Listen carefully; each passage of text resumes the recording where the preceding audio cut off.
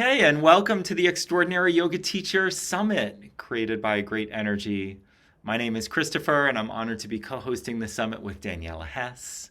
The Extraordinary Yoga Teacher Summit is here to uplift and empower yoga teachers with depth, steadiness, and skill that transforms students' lives. Today's session is with our featured teacher, Christina Sell, whose wisdom and experience offers so much to this path. Christina Sell has been practicing asana since 1991, teaching since 1998, and training yoga teachers since 2005. She is a certified Anusara yoga instructor and the author of 3 books on yoga, body image, and spirituality. She has a master's degree in integrative education, is certified in integrative breathwork through Eusaikia Institute, and sees yoga as an educational process that has the capacity to help people of all ages and walks of life deepen their self-understanding and empower their choices. She resides in Bellingham, Washington, with her husband and her dog, Locket. Welcome, Christina. Thank you. I'm so happy to be here. Christina, let's launch right in. And if you would be so kind as to share through your lens of passion and expertise, what would you say, it's a two-part question, what would you say is an essential quality that a yoga student really needs to cultivate for themselves? And then we'll open it up further to the essential qualities of an extraordinary yoga teacher. I think it's such a good question and very hard to put into a singular quality. So that's always a challenge. And as I've just reflected briefly on that question, it seems to me that I do think the development of self-compassion is one of the most important qualities that yoga practitioners and students um, I want to say need, but it's a little bit of a tricky scenario, I think, in my own mind and my own relationship to that. For years, I had a student who was a very serious practitioner in a Buddhist tradition.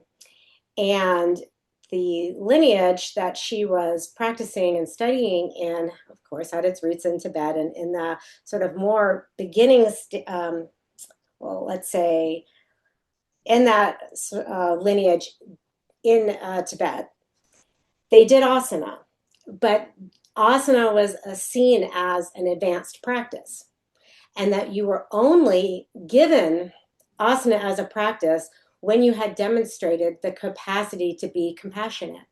The thinking being that a student or practitioner who lacked self-compassion would end up using the asana violently towards themselves. They would get so much ambition and so much drive that they would run the risk of injury, where a self-compassionate person, someone established in those deep layers of compassion, would be more likely to be cautious about the ranges of motion, to stop when and before it hurt, et cetera, and so forth. All the things that almost every yoga teacher says in the beginning of class. Listen to your body. There's no competition here. You're your own guy. All those good, wonderful, well-meaning things. They're really hard to do. And so I've reflected on this story that she said, that it was an advanced practice because it stands in stark contrast to my experience in the West in the modern times, teaching public asana classes, workshops, and trainings, and my own journey where if I had to wait till I was compassionate with myself to get started in asana, I would have to wait a really long time.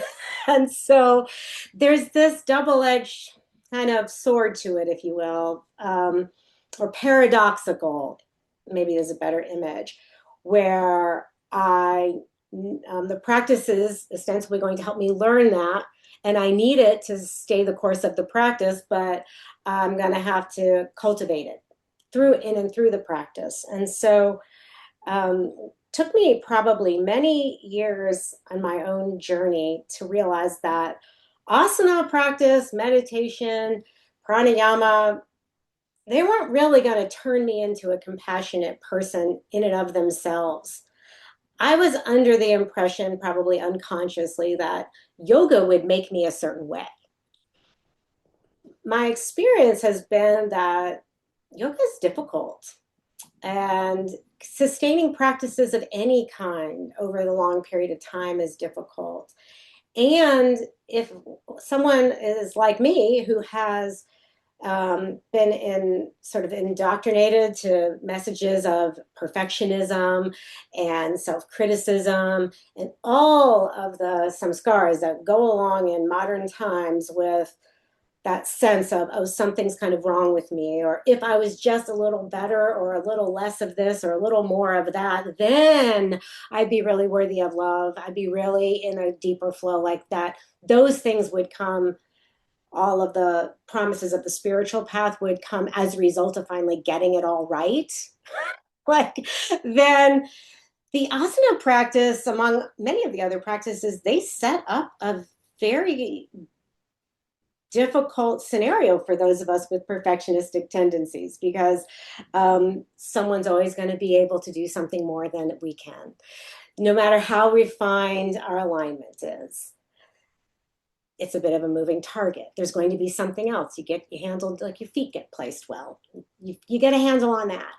And then there's something else. And there's always something else. And so it took me a really long time to realize that the strategy that I had been going through my life with, get better at this, do it all well, sort of earn love in some way, to make it into a nutshell, was not a strategy that was going to take me over the long haul through my spiritual life. And I've hit several, I would say, kind of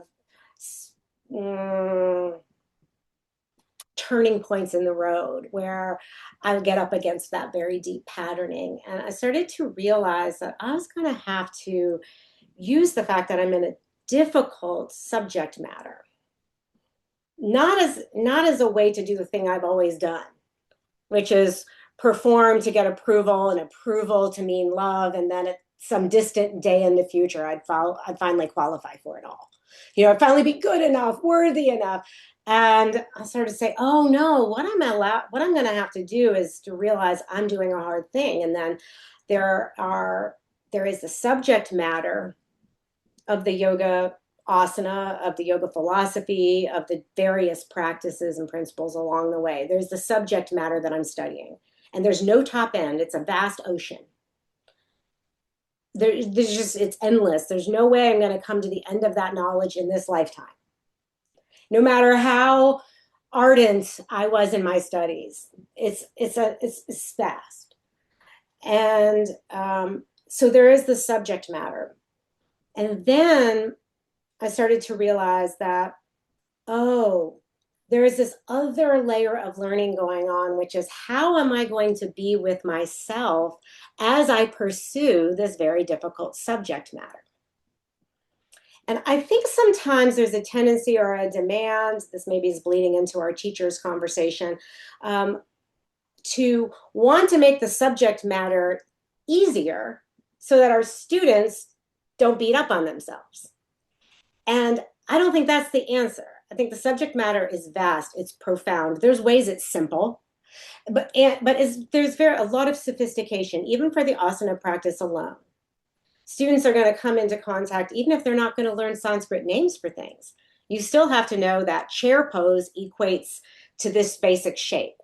And then within that basic shape, you're going to get to learn anatomical terms, movements, strategies like flexion, extension. You're going to have to learn what the teacher's cues mean. You're going to have to, all of this stuff is happening in the asana practice, that it becomes vast and very complex as well. So while I think there's an initial glow of love that happens and people feel the majesty, the sort of grace, if you will, of movement with breath and awareness, it takes us really, really far. And it's a very deep subject as well, with lots of difficulties, and the poses, even no matter how good you get, there's something harder to do. And so then I started to realize this whole other domain is in, how am I going to be with myself as I'm learning a difficult topic? So as a teacher, there's this, like I said, this idea of I should make it easier so you don't feel bad about yourself, Or the other option becomes, oh, wait, no, we have a sophisticated, rich, in-depth subject matter that's difficult and takes a really long time to understand, to embody, to practice, to integrate. Um, and so along that whole long journey, how I am with myself is going to be really important. And so that's when I think about self-compassion for the student. Um, I haven't found that yoga is again, there's a grace of it where move, breathe with some awareness, and we generally feel better. For a lot of people who use music in their classes, throw in a great playlist and there you go. So it's not all that hard to shift our mood temporarily. But for the long standing, I want to use this as a means in and through which I'm going to grow myself. Not just remove a layer of stress out of my day, although I value that.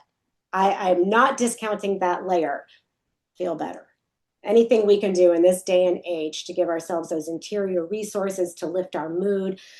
I'm a fan. I am for what works. I think, though, when I look at my asana practice and meditation practices, I think of them more now as, oh, I'm going to grow myself in and through this, which means, like any relationship, there is going to be times where there's a challenge. And there's going to be places when the practice, even with my loftiest intentions to be compassionate to myself, where I'm going to be self-critical. And when that happens for a student on the mat, it's not that the practice is really going wrong. I want to put a parenthesis in and say, there are times when a teacher might be shaming, might be critical, where power differentials are really being abused, where things are not good in any given yoga room. I want to put a parenthesis around that and acknowledge that. That being said, everything could be by the book perfect. Teacher could be impassioned, could be compassionate as the day is long. The teacher could be giving all the reminders of agency possible, modifications, every permission possible. And the student still might be self-judging. Because that's the practice working to bring up those patterns so that the student can see them, so that in the clear seeing, one can make choices about how to respond, to maybe unravel the patterns behind it, or to make a choice in the face of self-criticism to practice compassion. So I haven't found that while there are those moments of grace where it seems like it unfolds, there's as many, if not more, times where I'm going to be in the opposite thing that I want and have to cultivate, practice the quality of heart that I want. So it's kind of like, you pray for patience and you get stuck in a traffic jam. It's rare that you can't get patience quickly, because it would be instant gratification if you could get patience quickly. Its nature is that it takes a long time, which means I'm going to be practicing it in the face of impatience, in the face of frustration, in the face of expecting my change to happen more quickly. I'm going to be, asserting patience. And I feel like that's a really the same way with self-compassion, like in the face of my judgments against myself, in the face of my feeling diminished at times, in the face of wishing I could do better, but I can't, in the face of, oh, I listened to my ego and not my body, or I thought I was listening to my body and I pushed too far and I didn't know it till the next day. In the face of all of that compassion, not compassion because it's going easy, because how hard is it to be compassionate with myself when I'm like knocking it out of the park and kicking ass? It's not that hard. So I'm like, I'm awesome. I'm so loving towards myself. But if I've internalized, and I have, and many of my students have internalized those perfectionistic qualities and expectations, the dismantling of those is going to happen in the face of them. And that's the practice working. That's not something going wrong, except in that parentheses, because things can go wrong. But I know extraordinary teachers of all different traditions, with all different personalities and teaching styles. And there's really only I can't even name personally someone I know. Well, okay, maybe a few, but not that many people who have like who are just complete train wrecks. You know what I mean? Like I talk to a lot of yoga teachers, and the depth of sincerity about wanting to offer something of value to their students. And even if it's all tangled up in there with, we also want people to love us and we also want to be cool, or I don't know what the thing is that it's all tangled up in. I'm astounded in working with teachers and talking to my colleagues about how sincere the depth of wanting to offer a good experience is. And then how heartbreaking it can be when those murky problems bubble up in our students, or we make a mistake and something slips out of our mouth and we're like, oh my God, that was shaming. Oh God. So we're human. Best of intentions, we fall short a little bit. And best of intentions and even doing it as good as possible, students' issues come up and it's messy territory. So I just would want students to know that it's a practice where they can grow themselves, and that participating in the practice as a kind of people growing process, a person growing process, opens up the territory of difficulty to a higher purpose. That looking at the practice as palliative, like I just want to feel better, although I'm a fan of that, it it puts the difficult territory at odds with your aim rather than in service or in possible service to that aim. And to me, that person growing process, when it's anchored in that movement towards compassion, it has so much more possibility. And far from being more like a like sometimes I get asked, well, what about accountability? Like if someone's so compassionate, won't they just slough off accountability when they make mistakes? And my experience as has always been, the more compassionate I can be in the face of my mistake making, then the less my shame gets hold of me. And then the less my shame gets hold of me, the more I can actually be accountable. Because I'm like, oh my God, that slipped out. That was my impact. That was not my intention. Wow, I feel ashamed and I need to make amends. All of that can happen in the field of compassion. And it can't happen for me. It hasn't been able to happen when everything is riding on me getting it all right all the time, whether I am a student or whether I am a teacher. So I would want that for students to, invest in their process with as much compassion as possible, knowing that they're going to be practicing the very thing that they need to do that. Yeah. Beautifully said, Christina. Thank you. Um, let's talk a little bit about the quality of beings that are really essential for yoga teachers to cultivate for themselves. I think I've been mentioning that. Maybe we should just follow it down the road with self-compassion again. I always laugh that I got started in Iyengar yoga, and I got studied with a lot of the senior teachers early in my practice life.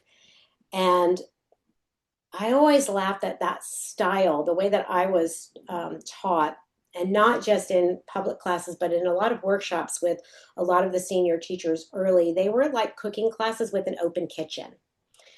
So I just was brought up, those teachers talked to everybody in the room like they were yoga teachers, because the expectation was whether you're in front of the room or whether you're on your mat, you're in a sense your own teacher. The outer teacher is important, and a good teacher can shorten the learning curve. You can spare us from mistakes, and of course, there's certain things we have to learn. My experience has been as a teacher and a student, I've had to learn through the path of direct experience. Like they're not really, you can shorten a learning curve, but you can't take shortcuts. So I feel like I was just trained as a student in an environment where the assumption was, as a student, you needed to know everything that the teacher needed to know about the pose. I know that fast forward into modern times, and we're in a different landscape now in the world of asana, that there's much more of an emphasis, by and large, it's a gross generalization, but I think it holds mostly, that it's more like you're served a meal. You go into class, you have the asana experience, and you go about your day. And so like I said, like the open kitchen versus being served the meal. So I am aware that and when I'm a teacher, I know that some of the students in my classroom would just like to be served the meal. And they really don't want to know exactly how much butter and cream is in that sauce that makes it taste so good. You know, they don't, and then, um, but, and I teach a lot like an open kitchen. Like, this is what I'm doing. This is why I'm doing it. This is why I'm saying the thing that I'm saying every time. But I want my students to be informed, and I want them to know for themselves why I'm saying that. And then they actually do get to choose. Like, I'm telling them to tell you about how the shoulder functions. I don't want to get in a power struggle with anybody about their alignment. I mean, I can tell you how the shoulder functions. I can tell you that my instructions are as best to my knowledge today in alignment with that. And then at the end of the day, I can't make anybody do things. And I've come to the conclusion that I also can't keep anybody safe. I can point people in the direction of what we know to be safer these days. But sometimes what happens on the mat, it's not from any one thing. It's just over a long period of time, our imbalances show up, and it just takes a long time. So there's no guarantees. So I was just brought up like that, where the the students and the teachers, there was a much thinner line between the information about, and there was very little gatekeeping about that's teacher knowledge and that's student knowledge. I'm much more interested in a collaborative learning experience and a dialogue as teachers and students about what's working, what's not working, and those fine tuning. Um, Moments, and within all of that learning, again, it's a hard topic. And I kind of alluded to this, I think, in the discussion about the student's perspective, or from the teacher's perspective. I feel like that quality of self-compassion is very important, because most people I know who teach yoga are quite high-minded, and like I said, really quite sincere. Almost 99% of the people, if not more, that I know who teach had some profound unfolding in their own lives in and through these practices and principles. And it's from a desire to uplift, to offer something, I always think like to offer something that's useful, that could offset and some kind of suffering in some kind of way. These are very high-minded ideals in our current day and age. And I often think about the metaphor always comes to my mind is, like if I were God, and I mean, I know that I'm not, but like if I were a God, and somebody was wanted to help, because I'd be looking out as God in my role as God, I'd be seeing a lot of suffering. And I would be looking out on this, vast creation, and I would be noticing that there was not one place where there was not need. And I mean, and if anybody in that vast creation of suffering raised their hand and said, you know what, I'd like to help. I would like to help. I would give them a job. I wouldn't be able to guarantee they get rich off of it. I wouldn't be able to guarantee that everyone would love their offering. I couldn't make any of those guarantees, but you better believe that I would want to make use of such a sincere desire to contribute and to uplift. And that's what I see in these yoga teachers that I know and that I work with. They're the people who are raising their hands and saying, well, give me some kind of job in and through the body, in and through the breath, in and through an encounter with, this whole majesty of humanity. Like, I'll teach some yoga. And it's not the whole ball of wax. Sometimes you need some psychotherapy. It's not the whole ball of wax. Sometimes go out for a jog. There's it's not like it's not a one-stop shop. But I do think that it's and with that high-minded, like this lofty desire to serve, to uplift, and to provide, some kind of sanctuary in the chaos of modern times. It's very, very painful for most yoga teachers, when something goes wrong, when we're misunderstood, when something comes maybe, like I said, we're doing it all by the books and our intentions are pure and it's perceived in a way that's harmful. Our impact, regardless of intention, is harmful. And it's also very difficult, I think, to own up to those places where, well, for me, like, oh my God, that was mean spirited. That was judgy. Oh, and it's in stark contrast to this other beautiful part about myself I just described. I'm like in a paradigm collision internally, like, oh my God, I'm amazing. I'm kind of an asshole sometimes. Someone didn't understand me, and instead of asking a clarifying question so I can understand more about their confusion, I gave a snip remark. Oh my God. And I need my compassion the most then. When I'm, small parts of my own shadow material is coming in and through my teaching, and it's infecting it and it's hurting people. And if you stay on the path of teaching long enough, that will happen to you, if you're honest, in my opinion. It's definitely happened to me, and a lot of people that I know weren't talking about it. So I talk about it because I thought I was the only one who was having an anger moment, or the only one who, when someone didn't like my class, I made it about them. Like this idea of I push back on students don't want to learn. Because I hear that refrain a lot in modern times. Oh, students don't want to learn. And I always think that one should just assume the best of their students, right? They've come to class, they want to learn. Now, do they always want to learn the way that I'm teaching? No. Do they always want to learn in the middle of their hot, sweaty flow? No. Do they, but if I'm an educator and I think people don't want to work, they don't want to learn, then I'm going to be kind of with a chip on my shoulder the whole time. And so I assume that people want to learn and I have to find a way to reach them. I assume that they're doing their best. And and even if I'm looking at their pose and they're not doing a thing that I'm saying, I'm saying straight arms, there's no straight arm. I'm saying line your feet up straight, they're all cattywampus. That's their best in that moment. And why that's important is because when, like I said, something's going wrong, like I said one thing, I'm seeing something else.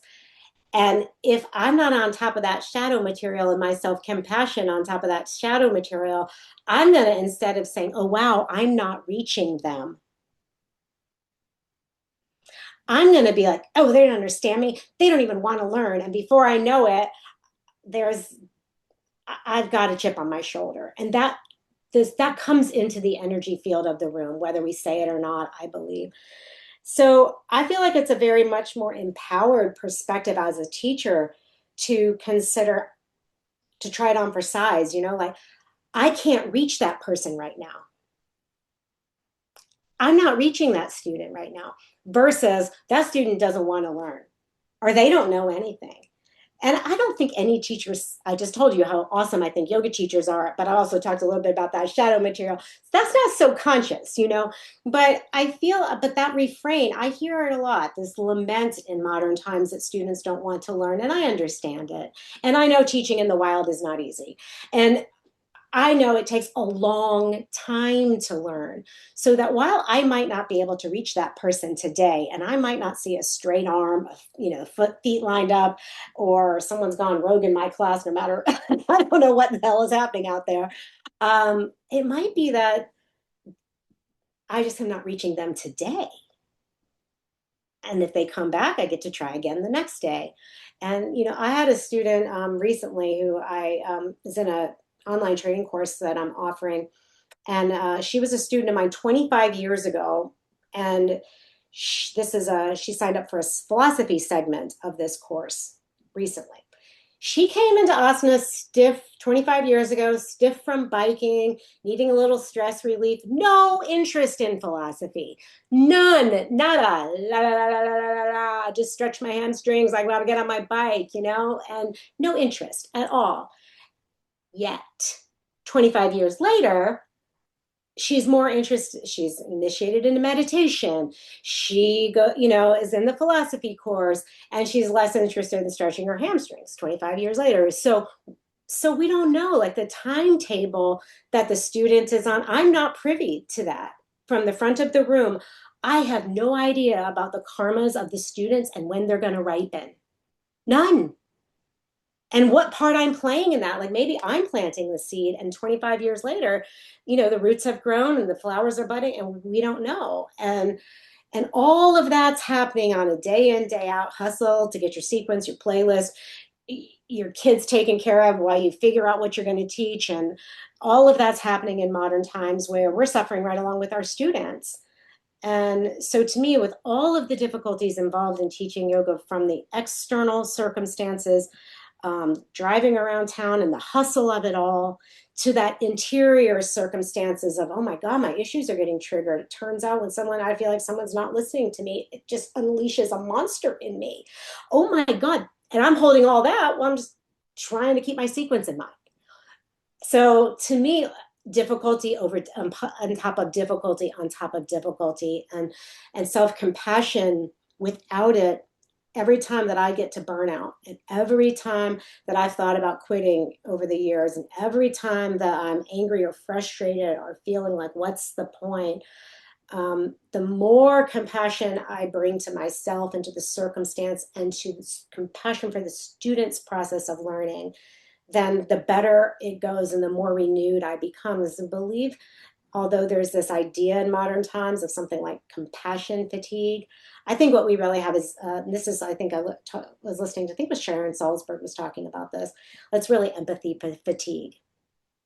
Oh, we can't feel without about ourselves and everybody else without getting drained. But from a certain perspective, compassion is generative, not depleting. Whereas empathy and feeling everyone's feelings, including our own, well, of course, we're going to have a limit with that. But the practice of true compassion is a generative field of energy. And so it will tend to be renewing in those moments of doubt. It will tend to be renewing in burnout. It will tend to be renewing when my shame is triggered. And I've just come to rely on that, and seeing, again, in the same way I suggested that students use the practice of asana as a person growing practice, I would suggest teachers use the practice of teaching as a person growing practice. To go, oh, I'm not here in the front of the room because I've got all of it together. I'm here because I have it together enough to hold space while working on myself also. Together enough to hold space for others while they work on themselves, while simultaneously working on my issues. And that to me is a much better model. That means I don't have to be perfect. That means it doesn't have to go perfectly for everybody else. That means my students can have dialogue about, I agree, I disagree, I don't feel it, I do feel it. Could you do less of that? Could we have all of that opens up a field of relationality that me trying to be perfect about it just sort of stops. Yeah, so I'm going to go with compassion for the win. We're going to agree with you. Well, this was absolutely awesome, Christina. In closing, right? Let's pretend now the following message, the following segment, the following few moments remaining, every yoga teacher is going to receive from you. Is there anything in addition that comes to mind that you'd love to share as either a message, a transmission, or blessing? Keep practicing. I had a yoga teacher, and he used to say that at the end of every class, and he was a very difficult person with all kinds of human foibles. And at the end of most of his sessions, he would say, keep practicing. It makes all the difference. So I'm going to rely on his words and his sentiment, and keep practicing. It makes all the difference. Thank you so much, Christina. That is a Mwah. Chef's kiss to this friend, to this wise friend. Um, and before we conclude this conversation, we want to both thank you very much for your time and your care and your generosity with the Extraordinary Yoga Teacher Summit. And for all those that are receiving this message from you, we wish to bring your attention down below because there's a link from Christina so that you can receive this really sweet, valuable gift from Christina. It is a free download of a Happy Hips Asana class. And Christina, is there anything you'd like to share about that? Is this a class that you teach in your teacher trainings? What is it that you love about this particular class? Well, this is a class that works on what I often call a trip around the hips, and where so often hip opening is kind of pigeon type poses, so your external rotation, fold your legs in, that kind of thing, and you get a good hip stretch. This is a class that's working on different hip positions, so you would work on flexion of the hip joint, extension of the hip joint, and abduction and adduction. So there's some technical terms in there. We work rotationally, so you're working in those different positions to work deep into the joint. And so the idea is that you would get a sense of opening not through just stretching, but through that mobility work of stretching and strengthening so that you have usable ranges of motion to use in a kind of trip around the hips rather than just in one plane of action. Oh, I love it. I love it. Thank you. This is really a beautiful gift for everyone that's here watching with us today. And so, friends, again, please make sure you click below to receive this wonderful gift. And there's information below also on how you can follow up more and learn more about Christina's offerings and trainings and Christina's magic. So we thank you so much. It's really been an absolute pleasure and a joy to be with you today. Oh, great. Thank you so much for the opportunity to be with you. Yes. Thank you. Thank you, Christina.